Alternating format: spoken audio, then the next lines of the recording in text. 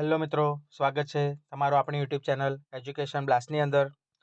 મિત્રો, TAT HS મેન્સની પરીક્ષાની અંદર આપણી રેન્કર નોટ્સની અંદરથી કેટલા માર્ક્સનું પૂછાયું અને ટાટ એચએસ પેપર કેવું હતું તેના વિશે આજે આપણે સંપૂર્ણ માહિતી મેળવીશું.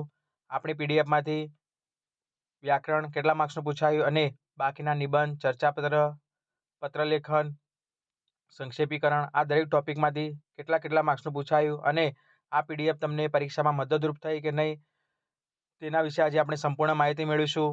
મિત્રો, જો તમે આ પીડીએફ લીધી હોય અને તમને તેનાથી ફાયદો થયો હોય તો ચોક્કસ કોમેન્ટ બોક્સની અંદર કોમેન્ટ કરીને જણાવજો કે આ પીડીએફની અંદરથી તમને પરીક્ષાની અંદર કેટલો ફાયદો થયો અને આવનારી ટાટ એસની પરીક્ષાની અંદર આ પીડીએફ કેટલી ઉપયોગી સાબિત થશે. તો આજે તેના વિશે આપણે સંપૂર્ણ માહિતી મેળવીશું. તો આ વિડીયોને અંત સુધી જોજો. ચોક્કસ તમને આવનારી ટાટ એચએસમાં જે ભૂલ થઈ છે તે તમે ભૂલ ના કરો તેના માટે આ વિડીયો સંપૂર્ણ જોવા વિનંતી.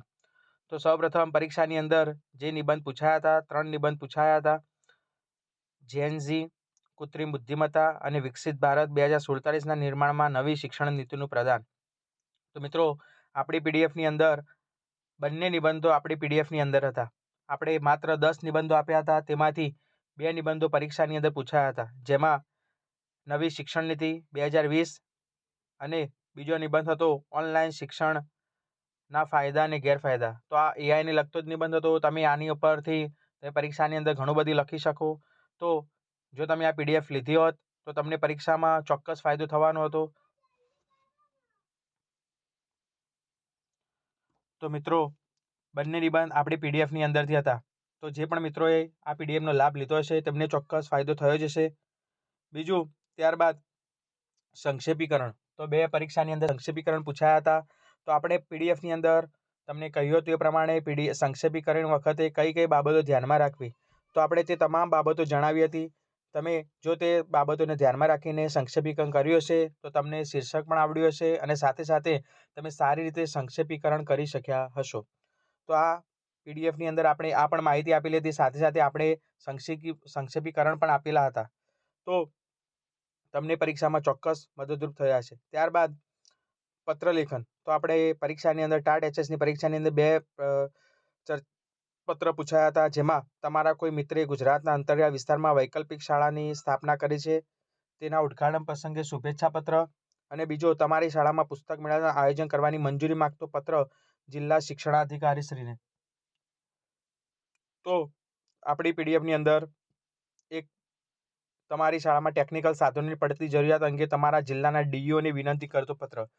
તો આપણે આની અંદર જે પરીક્ષાની અંદર પુસ્તક મેળાનું આયોજન કરવા માટે જિલ્લા શિક્ષણાધિકારીને અરજી કરવાની હતી, એ જ પ્રમાણે આપણી પીડીએફની અંદર પણ આપણે તેને લગતો જ ટેકનિકલ સાધનોની સહાય અંગે તો આપણે પરીક્ષાની અંદર તમે આને અનુરૂપ થોડું ઘણું લખાણ તમે લખી શકવાના હતા. તો તમને આ ચોક્કસ ફોર્મેટ ફાયદો થવાનો હતો. બીજું એ કે તમારા મિત્રને શાળા સ્કૂલ ઓફ એક્સલન્સમાં પસંદ થવા બદલ અભિનંદન. તો મિત્રને પણ પત્ર કઈ રીતે લખવો, તેની અંદર વિષય વસ્તુ ના લખવી. તો આપણે બંને ફોર્મેટ પરીક્ષાની અંદર પૂછાઈ ગયા હતા. તો જે પણ મિત્રોએ પીડીએફ લીધી હશે તેમને ચોક્કસ ફાયદો થયો હશે. ત્યારબાદ ચર્ચાપત્ર. તો ચર્ચાપત્ર જે આપેલા છે તે આપણી પીડીએફની અંદર બંને ફોર્મેટ પૂછાઈ ગયા હતા. તો આપણા જે મોટાભાગનું આપણી પીડીએફની અંદરથી આવેલ છે. મેં ટાટ એચએસની અંદર સારા એવા ગુણ મેળવી 2023ની અંદર મેરિટમાં આવેલ હતો. તો તેના આધારે મેં અનુભવના આધારે આ પીડીએફ બનાવેલી હતી. તો આ પીડીએફ બનાવવાનો હેતુ કે તમે પણ આવનારી પરીક્ષાની અંદર સારામાં સારા માર્ક્સ મેળવો, તેના માટે આ પીડીએફ બનાવવામાં આવેલી હતી. ઘણા મિત્રોએ આ પીડીએફનો લાભ લીધો હતો, તેમને પરીક્ષાની અંદર ચોક્કસ ફાયદો થયો હશે. હવે આપણે જોઈએ પરીક્ષાની અંદર જે વ્યાકરણ પૂછાયું હતું તે વ્યાકરણમાંથી આપણી પીડીએફમાંથી કેટલા માર્ક્સનું પૂછાયું છે. તો વ્યાકરણની અંદર રૂઢિપ્રયોગ, કહેવતો, સમાસ, છંદ, અલંકાર, શબ્દ સમૂહ, જોડણી, નીચે ભાષા શુદ્ધિ, વાક્ય પરિવર્તન અને સંધિ વિગ્રહણ આ દરેક ટોપિક આપણી પીડીએફમાં સમાવેશ કરવામાં આવેલો હતો. સાથે સાથે આ પીડીએફની અંદર માત્ર ઓછા પેજની અંદર ઓછા કન્ટેન્ટની અંદર સારું એવું મટીરિયલ આપવામાં આવ્યું હતું. જો મિત્રો તમે આ વાંચ્યું હશે તો પરીક્ષાની અંદર ચોક્કસ 100% ફાયદો થયો જ હશે. સાથે સાથે આવનારી ટાટ એસની પરીક્ષાની જો તમારી પીડીએફ લેવાની બાકી હોય તો તમે અત્યારે જ તમે પીડીએફ મેળવી શકો છો. તો પરીક્ષાની અંદર શું પૂછાયું હતું? રૂઢિપ્રયોગના અંદર આપણા છે બંને રૂઢિપ્રયોગ જીવન મરણ વચ્ચે ઝોલા ખાવા અને પગ મણમણના થઈ જવા, આ બંને રૂઢિપ્રયોગ આપણી પીડીએફમાંથી હતા. તમે જોઈ શકો છો રૂઢિપ્રયોગ કરીને આપણે પગ મણમણના થઈ જવા તો મન ખિન્ન થઈ જવું, આ આપણી પીડીએફમાંથી હતો પહેલા જ પેજ ઉપર. અને બીજા પેજ ઉપર જીવન મરણ વચ્ચે ઝોલા ખાવા, જીવવાની આશા ન હોય, આ બંને રૂઢિપ્રયોગ આપણી પીડીએફમાં હતા. તો જે પણ મિત્રોએ આપણી પીડીએફનો લાભ લીધો હશે તેમને આ બંને જે રૂઢિપ્રયોગ છે તે આવડ્યા જશે અને સારી એવા એમના વ્યાકરણમાં માર્ક્સ પણ આવી જશે. આપણી પીડીએફમાંથી 15+ વ્યાકરણ બેઠે બેઠું એક પણ પ્રશ્ન ચેન્જ કર્યા વગર પૂછાયું છે. તો તમે આવનારી ટાટ એસની પરીક્ષામાં જો તમે પીડીએફ ના લીધી હોય તો લઈ લેજો મિત્રો. આવનારી તમારું સરકારી શિક્ષક બનવાનું સપનું, જે ટાટ એચએસ આ વખતે જે પેપર હતું એ ઘણું લેન્થી હતું, ઘણા મિત્રોને પેપર રહી ગયું છે, પરંતુ આપણું તમને જે પણ માર્ગદર્શન આપવામાં આવે એ પ્રમાણે તમે અમલ કર્યો હશે તો ચોક્કસ પરીક્ષાની અંદર તમારું પેપર પૂર્ણ થશે. ત્યારબાદ કહેવતો, 2 કહેવતો પૂછાઈ હતી. તેમાંથી આપણી પીડીએફની અંદર એક કહેવત બેઠી પૂછાઈ હતી, હૈયું બાળવા કરતાં હાથ બાળવા સારા, પસ્તાવો કરવા કરતાં જાતે કરી લેવું સારું. બીજી હતી કહેવત, ગ્રહણ ટાણે સાપ નીકળવો, એટલે કે ખરા સમયે મુશ્કેલી આવી. તો કહેવતો પણ આપણી પીડીએફમાં હતી. ત્યારબાદ સમાસ, તો સમાસની અંદર 2 સમાસ હતા, માનવ સેવા અને પાણીપંથ.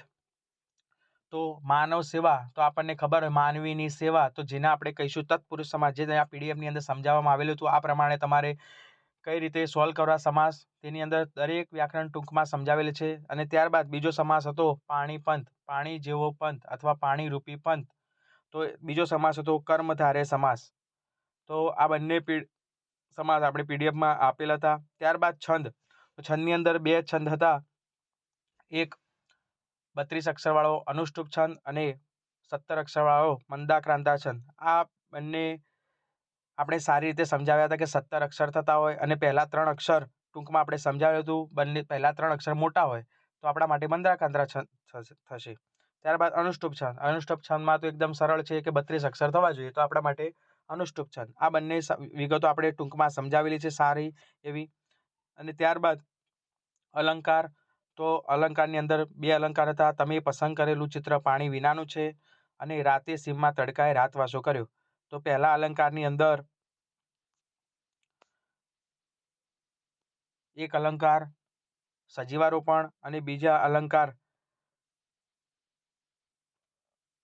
શ્લેષ અલંકાર. આ બંને અલંકાર આપણી પીડીએફમાં અંદર આપવામાં આવેલા હતા. તમે સારી રીતે રીડ કર્યા હશે તો તમને ચોક્કસ પરીક્ષાની અંદર આવડ્યા હશે. ત્યારબાદનો ટોપિક છે શબ્દ સમૂહ. આ શબ્દ સમૂહ પણ આપણી પીડીએફમાં આપેલા હતા. ત્યારબાદ જોડણી, જોડણીને આપણે કહેલું હતું કે તમે આટલા નિયમો જો તમે કરેલા હશે તો તમને જોડણી ચોક્કસ આવડવાની હતી. તેના માટે આપણે યુટ્યુબ ચેનલ પર વિડીયો પણ મૂકેલા છે અને તેના નિયમો માટે આપણે આપણી પીડીએફના અંદર પણ દરેક જોડણીના નિયમો આપેલા છે. ત્યારબાદ છે ભાષા શુદ્ધિ, જે એકદમ સરળ હતું, જયશંકર ગુણિયલ સ્ત્રી બની, તો જયશંકર ગુણિયલ સ્ત્રી બન્યા. સાંજ પડતા હું એકડિયા બગડિયા ઘૂંટતો હતો, સાંજ પડતા હું એકડિયા બગડિયા ઘૂંટતો હતો, આવું આપણે જોવા મળશે. ત્યારબાદ પ્રશ્નાર્થ વાક્ય અને કર્મણી વાક્ય આપણને દરેકને ખબર છે, શાળાએ ભૂતપૂર્વ વિદ્યાર્થીઓને પુરસ્કૃત કર્યા, તો શાળા દ્વારા ભૂતપૂર્વ વિદ્યાર્થીઓને પુરસ્કૃત કરાયા. વરસાદ પડી રહ્યો છે, શું પડી રહ્યું છે અથવા શું વરસાદ પડી રહ્યો છે, તો આપણે પ્રશ્નાર્થ ચિહ્ન આપણે આ રીતે બનાવી શકીએ. એ આપણે કોમન પ્રશ્નો હતા, આપણને આવડતા હોય. અને ત્યારબાદ સૌથી અઘરો પ્રશ્ન સંધિ. આ બંને સંધિ આપણી પીડીએફમાં આપેલ હતી. આ બંને પીડીએફ જે સંધિ આપેલી છે બંને આપણી પીડીએફની અંદર તમે જોઈ શકો છો. અહીંયા તમે જોઈ શકો ઉત વત્તા ચાલક, ઉચ્ચાલક. આપણી પરીક્ષાની અંદર ઉચ્ચારણ, તો ઉત વત્તા ચાલન. તો આ રીતે પરીક્ષાની અંદર તેના લગતી સેમ ટુ સેમ કઈ રીતે જવાબ લખવો તેના વિશેની આપણે એક જ પેજની અંદર બંને ઉપર આપેલું છે સુ વત્તા સમા, સુષ્મા, તો આપણે આપેલું સુ વત્તા સુપ્તિ, તો આપણે તેના વિશે તો બંને સંધિ આપણી પીડીએફના અંદર તમે જો આટલી સંધિ કરી દીધી હોત તો તમને પરીક્ષાની અંદર ચોક્કસ આ સંધિ આવડી જાત. કર્તરી કર્મણી પણ આપણી પીડીએફમાં હતું. દરેક ટોપિક આપણે પીડીએફમાં સમાવેલા હતા.